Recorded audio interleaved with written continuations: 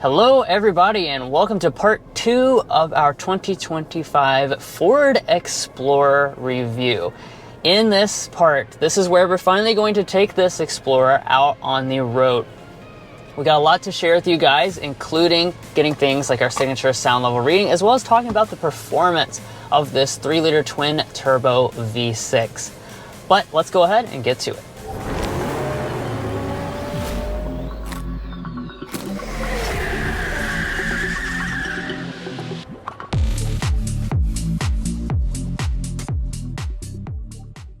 So like always, we're going to cover a lot of different things in this test drive. Once again, we are going to get that sound level reading. We're going to talk about performance and all the things that are here on the screen. Before we get started with a hard acceleration, though, I do want to make sure to introduce everybody. If you haven't seen Josh, he's a part of our channel, and he's helping me today in Mason's absence because Mason is out on a cruise. So let's go ahead and get started with that hard acceleration.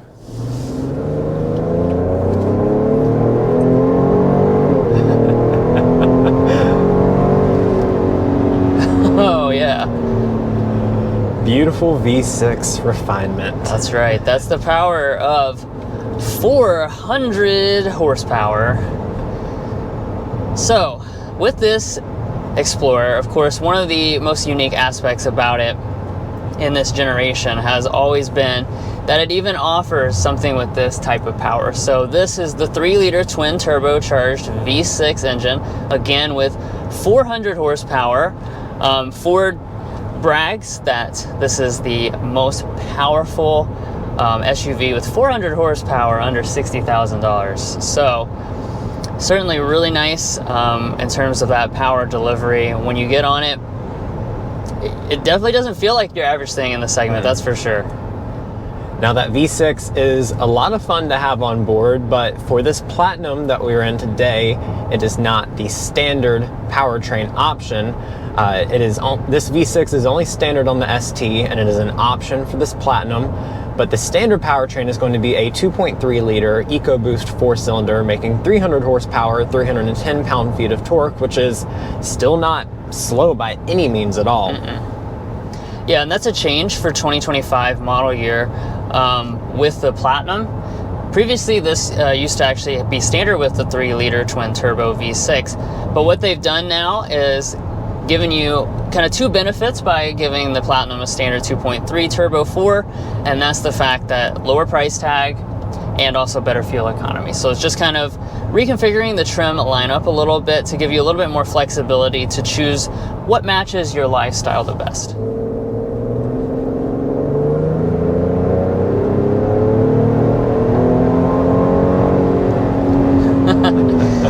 Yeah, the power on this is crazy. And it's just a really refined engine as well. Smooth, not loud or anything. You have a little bit of engine noise, you know, just enough to kind of show you that this is an athletic machine, but nothing that really is going to be loud or obnoxious. Of course, in the Platinum grade, you know, you're really looking for that kind of luxurious experience. And in terms of your driving, you definitely do have kind of an elevated feel over what most in the segment are offering.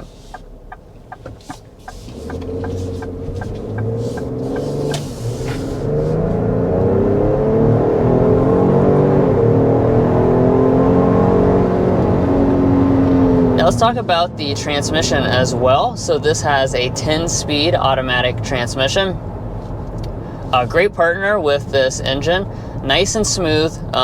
We've always been a big fan of this transmission and the Explorer and other Ford products. It's just a really smooth partner. It's able to drop numerous gears at once, so when you need power, it's going to be able to get you that quickly, but still do it in a smooth way, and it doesn't feel confused or anything like that. This does have an auto start stop system. You just saw that operating there. It's nice and smooth overall.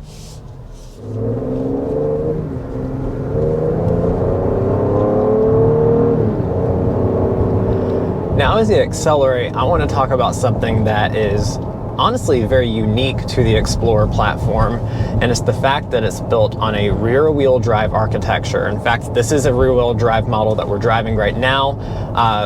intelligent four-wheel drive is optional on every single Ford Explorer model, but this is something that's becoming more and more unique in this segment. Most everything mainstream is built on a front-wheel drive platform, so to add to the Explorer's more sporty, unique, and more balanced driving dynamic, you get that option of having rear-wheel drive as standard, and I think it's really nice. It really contributes to the overall handling. We haven't gotten on too many twisties yet, but it certainly will translate over to that, especially if you get something like the ST model.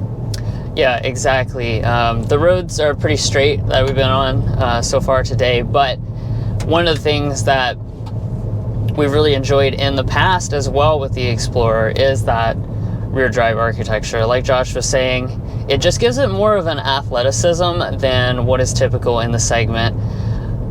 It's extremely rare, but it does give you that balanced feel. Especially if you're going for the ST, you're going to notice that you've got that performance tune to the suspension. When you go around corners, things are going to be nice and flat. And just overall, this is something that's more in common with, say, a luxury product. So it is another thing that kind of elevates the Explorer if that's something you're looking for. So we've talked about those engine options and everything that you have available between rear drive and four-wheel drive, but how does that all translate to fuel economy? Well, I'm going to have all of your ratings up on the screen right now, but for your 2.3 liter four-cylinder models, you're going to be coming in at either 24 or 23 mpg combined, and then if you get either one of the four-wheel drive models, you will get 21 combined. And I like to say, especially for the V6 model, that is not bad at all, because that is honestly on par with many of its four-cylinder competitors already. So even though you don't have anything like a mild hybrid or any hybrid availability at this point with the Explorer, it is still putting out a very good fuel economy rating. Yeah, that's a good point to mention, that the hybrid model, it was kind of available in a limited way for the last few years. That's been discontinued from the 2025 model lineup. Not sure if Ford is going to bring back a hybrid to the Explorer lineup anytime soon, but it never really improved the fuel economy all that much. So hopefully, they'll work on developing a new hybrid system that they can add in the future that will really elevate the fuel economy.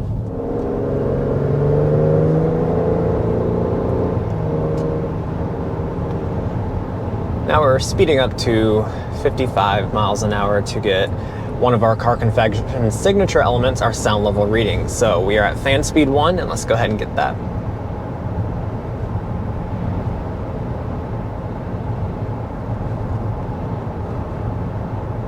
All right, before we started slowing down, we settled at 57 decibels even, which is a very good rating for the Ford Explorer, but I don't have to sit here and guess, so I can go to carconfections.com/sound level readings, where we have all of our sound level readings posted, and I can compare to all of its competitors in the segment.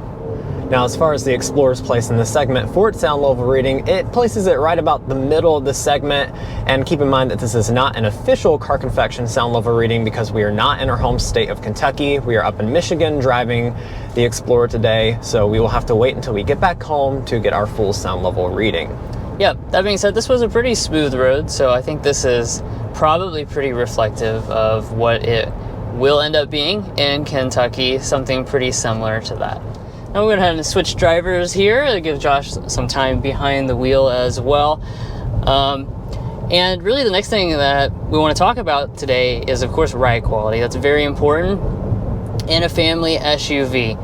And as you know, when we're talking about the exterior, we do have the 21-inch alloy wheels. So I was certainly wanting to know, how would this Explorer handle these Michigan roads, which are certainly a little rougher than what we have back home in Kentucky. And I think by and large, I'm pretty happy with it. I don't think it's the smoothest ride quality in the entire segment, but considering that this also has a lot more athleticism than many of the rivals, and again, the 21-inch alloy wheels, I'm still very impressed by the overall ride quality. I think it strikes a great balance between those two elements overall.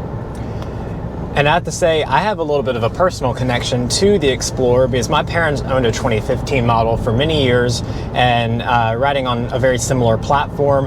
And I have to say it's always been a very comfortable car to ride around in, perfect for long road trips. All passengers are going to be comfortable, and your front passengers are going to be especially comfortable with this Platinum model that comes standard with massage. It's a very good massage. It's butt and back massaging, and it really adds a nice luxury element to this mainstream vehicle.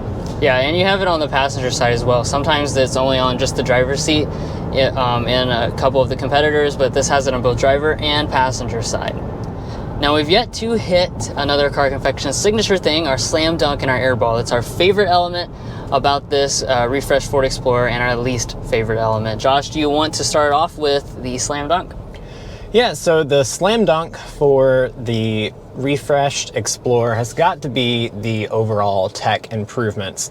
This new 13.2-inch display with the Ford Digital experience is a massive improvement over what used to be on the Explorer, more of that iPad-like screen in the center. And you can see the responsiveness for 2025 has really improved. It's super easy to use while driving, and it's not going to distract you from what's going on the road. Yes, exactly. Huge improvement over what the Explorer had last year. Now, in terms of the airball, what we're going to say is the pricing. So this, especially when you start adding a lot of options, becomes a very premium option in this segment. So with the Platinum trim level that we're in today, we also have the available twin turbo V6 engine. And we talked about this in part one, but we're setting at a price tag of about $58,000. You can actually get this though, even into the mid 60s, depending on which type of options you pick. There's, for instance, a blackout roof choice that is $5,000 just by itself. So you can make this extremely expensive for the segment, but of course you are getting some exclusive cool features such as that twin turbo V6 and the really nice rear drive architecture. Now, as a last thing here, we do want to talk about your warranty coverage. You're setting at 3 year, 36,000 miles for your basic. Powertrain warranty is going to be 5 years and 60,000 miles. Ford is not offering any complimentary maintenance with the Explorer. And I do want to remind you guys that this is part 2 of our Platinum Explorer coverage. We went through a lot of details in part 1. That's where we talked about the exterior, the features you get there, the interior, all the new technology, real in depth, as well as the added luxury that Ford has given to this Platinum trim level, and then important things to your family such as rear seats, third row, and cargo capacity. So if you're interested in any of that, make sure to head on over to part 1 and watch that in-depth coverage. Anyways, that's where we're going to conclude today's video here. Thanks for watching. Thank you for being part of this family. If you are a subscriber, because of your support, that allows us to come on these events, such as this Ford Explorer launch here in Michigan, and give you the coverage of the latest and greatest vehicles on the road. That's also why, if you're not a subscriber, you should go ahead and subscribe, because that really helps us bring you the best content possible. We'll catch you next time as we sample more of the latest automotive delicacies.